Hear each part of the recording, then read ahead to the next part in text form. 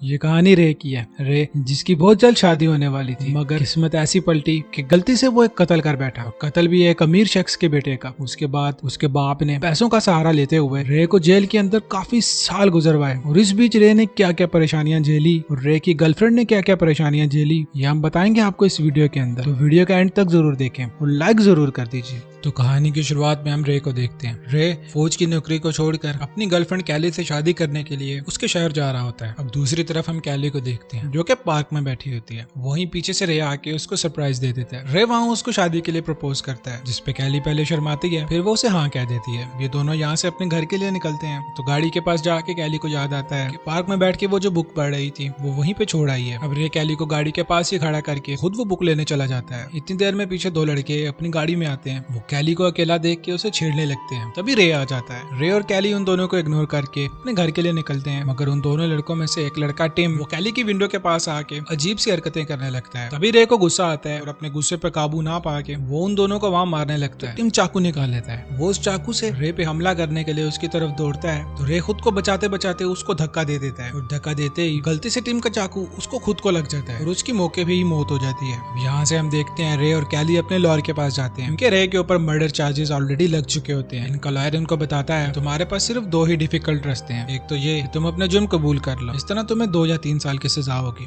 मगर मैं तुम्हें यकीन दिलाता हूँ कि मैं तुम्हारी सजा 14 या 12 महीने की करवा दूंगा। और अगर तुम अपना जुर्म कबूल नहीं करते तो तुम्हें 8 या 9 साल की सजा होगी। तो काफी सोचने के बाद रे डिसाइड करता है कि वो अपना जुर्म कबूल करके अदालत में दरख्वास्त देगा और वो 14 महीने की सजा काटेगा। अब यहाँ से सीन शिफ्ट होता है। अगले सीन में हम हावी थॉमसन को देखते हैं। ये टिम का बाप है और ये होता भी बहुत पैसे वाला है। ये अपने लोगों को कहता है तुम जाके उसके बारे में पता करो। यहाँ ये रे की बात कर रहा होता है। इसके लोग इसको आके उस जेल का पता बताते हैं जहाँ पर रे को रखा गया होता है। अब इस जेल का जो इंचार्ज है उसका नाम जैक मॉरिसन है। अब थॉमसन जे मॉरिसन को मिलने जाता है। वो उसे पैसों से भरा हुआ बैग देकर कहता है कि कुछ भी हो जाए रे इस जेल से बाहर नहीं निकलना चाहिए। अब जेल में नई कैदियों को सजा के लिए लाया जाता है। इन कैदियों में रे भी होता है। तो जेल का बूढ़ा गार्ड सभी कैदियों को सिक्योरिटी चेक के लिए उनके कपड़े उतारने के लिए कहता है। सबके सब कैदी तो कपड़े उतार देते हैं, मगर उन कैदियों में एक ऐसा कैदी भी मौजूद होता है जो कि शर्म के मारे अपने कपड़े नहीं उतारता, जिसपे वो पुलिस उससे जबरदस्ती करती है। अब जबरदस्ती करने पे रे खड़ा देख रहा होता है, तो सिक्योरिटी की इस हरकत पे वो आगे से बोलने लगता है। अब यहाँ हम देखते हैं कि रे के बोलते ही वो सिक्योरिटी गार्ड उससे टॉर्चर करने लगता है। रे के पहले दिन से ही उस पर टॉर्चर होना शुरू हो जाता है। कुछ देर बाद विलियम नाम का एक गार्ड रे को उस जेल इंचार्ज के पास लेके जाता है। जहाँ जैक मॉरिसन को पता लगता है कि रे 12 साल फौज की नौकरी कर चुका है। अब ये पता लगने के बाद रे उसके साथ अच्छा बिहेव रखने की कोशिश करता है। यहाँ जैक विलियम से कहता है कि जेल के अंदर इसके साथ अच्छा बिहेव करना है। अब यहाँ से रे जब अपने जेल के ग्राउंड में जा रहा होता है तो चलते चलते उसकी टक्कर एक कैदी से होती है। वो कैदी वहाँ उसके साथ लड़ने लग जाता है। तभी पास खड़ा मोजेन नाम का एक दूसरा कैदी रे की मदद के लिए आ जाता है। मोजेन भी अपने ग्रुप का इंचार्ज होता है। अभी यहाँ ये दोनों ग्रुप आमने सामने आ जाते हैं। इनमें झगड़ा शुरू होने ही वाला था कि विलियम यहाँ पर आ जाता है और बात को रफा दफा करके इन दोनों को यहाँ से भेज देता है। विलियम यहाँ रे को लाइब्रेरी में काम करने के लिए कहता है। लाइब्रेरी में रे को एक बूढ़ा आदमी मिलता है। वो रे को बुक रखने की जगह बताता है। अब रे लाइब्रेरी से अपने इस हल की तरफ जा ही रहा होता है कि तभी उसी ग्रुप के कुछ लोग रे को दोबारा से तंग करने लगते हैं, मगर रे यहाँ अपने गुस्से पे कंट्रोल करता है और अपने सेल में आ जाता है। अब रे अपने सेल में बैठा डायरी पढ़ रहा होता है। तभी वो बूढ़ा गार्ड री को अपने साथी गार्ड्स के साथ वहाँ आ जाता है। वो जे की तलाशी लेता है और डायरी चेक करने पर उसको रे की गर्लफ्रेंड की पिक्चर मिलती है। वो रे को जलाने के लिए उसकी गर्लफ्रेंड की पिक्चर को उसी के सामने चाटने लगता है। रे को ये देख काफी गुस्सा आता है। रे उस पर हमला करने लगता है, मगर बाकी दोनों गार्ड उसको कस के पकड़े हुए होते हैं। तभी उसको और गुस्सा दिलाने के लिए उसकी गर्लफ्रेंड की पिक्चर को उसके सामने ही फाड़ देता है। अब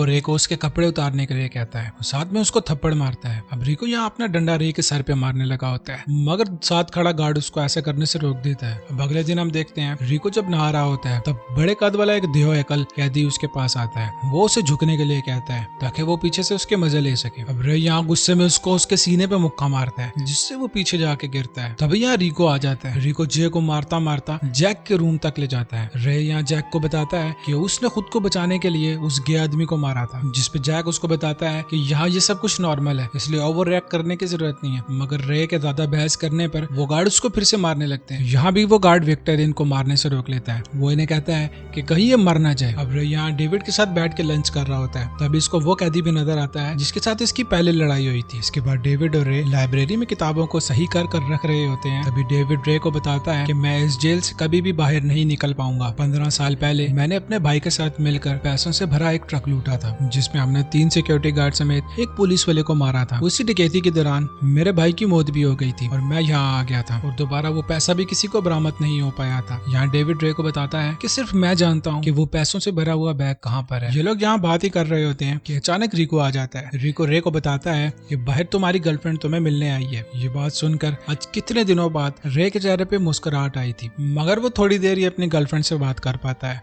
क्योंकि उनकी बात के बीच ही रिको वहाँ आ जाता है और रे को अपने साथ चलने को कहता है। अब अगले सीन में रे मोजेन की गैंग के साथ बैठा कार्ड्स खेल रहा होता है तो वही एक कैदी जेड एक्सरसाइज कर रहा होता है और वो लंबे कद वाला कैदी आकर उसको मारता है। वो तकरीबन उसको मारने ही वाला होता है कि वही रे आ जाता है। रे आके उस लंबे कद वाले कैदी को काफी मारता है और विलियम आकर इन सबको रोक देता है। अब एक दिन रे जेल के टॉयलेट को साफ कर रहा होता है, तभी यहाँ वो कैदी आ जाता है जिसके साथ जेल में सबसे पहले रे की लड़ाई हुई थी। ये दोनों यहाँ फाइट करते हैं और रे उस कैदी को बुरी तरह मारता है, मगर सीसीटीवी कैमरा में देखकर रिको यहाँ पर आ जाता है। मगर इस दफा रिको के साथ जेल इंचार्ज जैक भी होता है और इसको यहाँ पर बहुत ही गंदी सजा दी जाती है। अगले दिन तीनों गार्ड विक्टर, फॉक्स और रिको इकट्ठे बैठे होते हैं। इन तीनों गार्ड्स को जैक ने रिश्वत दी होती है ताकि वो रे को टॉर्चर करते रहे, मगर विक्टर इनको यहाँ बताता है कि वो इस काम में और नहीं पड़ना चाहता। मगर यहाँ वो इन दोनों को धमकी दे देता है कि वो ये मामला कोर्ट तक ले जाएगा और विक्टर यहाँ से चला जाता है। तभी इन गार्ड्स का हेड विलियम यहाँ पर आ जाता है और विलियम को बिल्कुल भी नहीं पता था कि यहाँ क्या बातें चल रही हैं। विलियम यहाँ रे से टॉयलेट साफ करवाने पर इन गार्ड्स को डांटता है। वो इन्हें कहता है मैंने रे को लाइब्रेरी साफ करने का काम दिया था, अब से मेरी इजाजत के बगैर तुम लोगों ने कोई भी फैसला खुद से नहीं करना। वो ये कह के यहाँ से चला जाता है और रिको और फॉक्स अब यहाँ से जैक के पास जाते हैं। वो जैक को बताते हैं कि विक्टर ने हमारा साथ देने से मना कर दिया है, वो हमारा प्लान तो खराब करना चाहता है। वो कह रहा था कि उन्हें कोर्ट तक लेके जाएगा। तो जैक उन्हें कहता है कि तुम विक्टर को रास्ते से ही हटा दो, उसका काम तमाम कर दो और नाम किसी कैदी पे डाल दो। अब यहाँ से फॉक्स और रिको एक कैदी के सेल में जाते हैं और उसके सेल की तलाशी लेते हुए इनको एक चाकू मिलता है। वो इसके लिए उस कैदी को नीचे बिठा के उससे माफी मंगवाते हैं। अब अगले दिन जब वही कैदी टॉयलेट साफ कर रहा होता है तो उसी टॉयलेट में विक्टर की डेड बॉडी उसको नजर आती है। वो उस डेड बॉडी को देख कर डर जाता है। तभी यहाँ फॉक्स और रिको आ जाते हैं और वो इस मर्डर का इल्जाम उसी कैदी के ऊपर लगा देते हैं। और दूसरी तरफ रे और डेविड आपस में बैठे बातें कर रहे होते हैं। तभी रे डेविड से मोजेन के बारे में पूछता है। यहाँ डेविड रे को बताता है कि मोजेन एक बड़ा खिलाड़ी है, जेल के अंदर ही बैठ के बाहर के साथियों के साथ ड्रग्स का बिजनेस चलाता है। और दूर खड़े मोजेन गैंग इन लोगों की बातों का नोटिस करते हुए वो इन लोगों के पास में ही आ जाते हैं। वो रे को यहाँ पर बताते हैं कि जेल में जितने भी गैंग हैं इनको चुनने से पहले जरा ध्यान रखना, क्योंकि जेल में इनके अलावा एक और भी गैंग होता है जो मोजेन गैंग का दुश्मन होता है। अगली सुबह डेविड और रे नहा रहे होते हैं, तभी मोजेन गैंग वहाँ आ जाता है। वो लोग उस आदमी को वहाँ चाकुओं से मार देते हैं जिस आदमी ने पहले टॉयलेट के अंदर रे को परेशान किया था, उसके साथ झगड़ा किया था। मगर इस मर्डर का इल्जाम रे के ऊपर आ जाता है। तभी वो दूसरी गैंग के पास जाता है और उन्हें बताता है कि ये मर्डर मैंने नहीं किया बल्कि मोजेन के गैंग ने किया है। और दूसरी गैंग वाले बात का यकीन कर लेते हैं। कुछ दिन के बाद रे की गर्लफ्रेंड उसको दोबारा मिलने आती है, मगर इस दफा फॉक्स और रिको उसके साथ बदतमीजी करने लगते हैं। वो सिक्योरिटी चेक्स के बहाने उससे न्यूड होने का कहते हैं, मगर मजबूरी में कैली को उनकी बात माननी पड़ती है। अब रिको यहाँ से रे के पास जाता है। वो उसको बताता है कि हमने तुम्हारी गर्लफ्रेंड को नेकेड किया था। रे यहाँ गुस्से से पागल हो जाता है, मगर वो जेल के अंदर बंद होता है। वो यहाँ कुछ भी नहीं कर पाता। अब यहाँ रे को मोजेन के सेल में बुलाया जाता है। मोजेन वहाँ उस पर काफी गुस्सा होता है। ये लोग उसको मारते हैं क्योंकि रे ने इनकी गैंग ज्वाइन करने से इनको मना कर दिया होता है। अब यहाँ रे डेविड के साथ बैठा होता है, तभी रिको और फॉक्स आके उसे एक वर्कशॉप पे ले जाते हैं। इनको मोजेन ने ही ऐसा करने के लिए कहा होता है। मोजेन रे को डेविड और केली समेत मारने की धमकी देता है। यहाँ रे को गुस्सा आता है। यहाँ वो फॉक्स और रिको को मारने लगता है। रे की इस हरकत पर उसको एक अंधेरे कमरे में डाल दिया जाता है। अब जब विलियम को इस बारे में पता चलता है तो वो सीधे जैक के पास जाता है। वो जैक से पूछता है कि फॉक्स और रिको को किसने कहा था कि वो रे को वर्कशॉप पे ले जाएं, जिस पर जैक काफी गुस्सा होता है। वो विलियम से कहता है कि इस जेल का इंचार्ज मैं हूँ, मैं जो चाहे करूँ, तुम कौन होते हो मुझे आके पूछने वाले। और दूसरी तरफ उस सेल में रे के साथ जानवरों से भी बदतर बिहेव किया जा रहा होता है। उस अंधेरे कमरे में रे कुछ हफ्तों बाद ही पागलों वाली हरकतें करने लगता है। यहाँ पर अकेले रह रहा है कि रे का दिमागी हालत भी काफी खराब हो जाती है, क्योंकि रे ने यहाँ पर अब काफी महीने गुजार लिए होते हैं। अब एक दिन विलियम रे को उस सेल से निकालने के लिए आता है। विलियम एक इंतहाई ईमानदार ऑफिसर था। वो कोशिश करता है कि रे से पूछे कि आखिर ये सब क्या चल रहा है, लेकिन रे की दिमागी हालत ऐसी होती है कि वो उसको कोई भी जवाब नहीं दे पाता। काफी टाइम गुजरने के बाद हम देखते हैं कि रे काफी हद तक बेहतर हो गया है, मगर मोजेन के बदले की आग अभी खत्म नहीं हुई। वो अभी भी उससे बदला लेना चाहता है। अपनी गैंग का एक बंदा जेड को वहाँ पे भेजता है। वो उसे कहता है कि जाके रे को चाकू मार दो, मगर जेड जिसकी रे ने हर बार हेल्प की होती है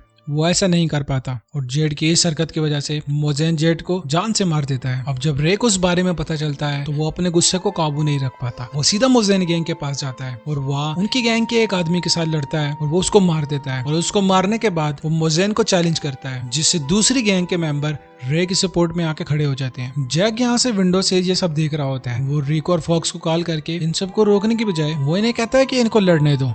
अब रे की और मोजेन की फाइट शुरू होती है। रे क्योंकि मिलिट्री बैकग्राउंड से था इसलिए वो बहुत ही आसानी से मोजेन को मारता है। हालांकि वो उसको जान से मारने ही वाला होता है कि रे की नजर डेविड पे पड़ जाती है, जो उसे मुंह के इशारे से बताता है कि ऐसा मत करो, जिसे देखते ही रे उसको छोड़ देता है और यहाँ से चला जाता है। उसके वहां से पलटते ही रे के पास से एक चाकू गिरता है। मोजेन वो चाकू उठाकर उस पर फौरन से हमला करने लगता है। तभी वो बूढ़ा डेविड इनके बीच में आ जाता है। तभी दूसरी गैंग का लीडर मोजेन को वहां जान से मार देता है। तभी एक गार्ड रे को लेकर जैक के रूम में ले जाता है, जहां जैक रे को बताता है कि उसकी सजा बढ़ा दी गई है, जिस पर रे को काफी गुस्सा आता है। वो उसे कहता है कि तुम लोग पैसों के लिए अपनी माँ को भी बेच सकते हो। उसकी इस बात से जैक को काफी गुस्सा आता है और गुस्से में वो उसके पास आके उसको सारी सच्चाई बताने लगता है। वो उसे बताता है कि मुझे हावी थॉमसन ने बहुत भारी रकम दी थी और ये कहा था कि रे इस जेल से बाहर नहीं आना चाहिए। मैं तभी तुम पे इतना टॉर्चर कर रहा हूँ, तुम्हारी गर्लफ्रेंड को भी मैं इसीलिए इतना टॉर्चर करता हूँ। अब इसके बाद रे अपने पास छुपाया हुआ फोन वहां से बाहर निकालता है। उसने विलियम को कॉल लगा रखी थी। विलियम बाहर खड़ा ये सब सुन लेता है और जैक की सच्चाई कॉल रिकॉर्डिंग में सेव हो चुकी थी। तभी विलियम अपनी टीम के साथ अंदर आता है और वो जैक को पकड़ लेता है। अब यहाँ पर जैक समझ जाता है कि ये सारा एक ट्रैप था और जैक के साथ रिक और फॉक्स को भी अरेस्ट कर लिया जाता है। अब ये सब खत्म होने के बाद रे डेविड के पास जाता है, जो कि जिंदा होता है और हॉस्पिटल में अंडर ट्रीटमेंट होता है। रे उसको जाके मिलता है और डेविड यहाँ अपने 15 साल पहले चुराए गए पैसों की लोकेशन रे को बता देता है। वो रे से कहता है कि तुम जाओ अपनी जिंदगी बना लो और उन पैसों में से एक बैग मेरी बेटी को भी दे देना और उसे बताना कि मैं उसको बहुत याद करता हूँ। और फाइनली आज रे की रिहाई का दिन आ जाता है। जेल से जाते जाते विलियम रे से हाथ मिलाता है और बाहर रे की गर्लफ्रेंड खड़ी होती है, जो उससे मिलकर बहुत खुश होती है। ये लोग खुशी खुशी यहाँ से चले जाते हैं। अब कुछ दिन बाद हम देखते हैं कि रे डेविड की बेटी से मिलता है और उसे रुपयों से भरा हुआ बैग पकड़ाता है और उसकी बेटी को कहता है कि तुम्हारे फादर तुम्हें बहुत याद करते हैं, तुम कभी कभी उनसे मिलने चली जाया करो। तभी ये मूवी यहाँ पर खत्म हो जाती है। अगर आपको हमारा काम पसंद आया है तो इस वीडियो को लाइक जरूर करें और अगर आपको बुरा ना लगे तो चैनल को भी सब्सक्राइब कर लीजिए।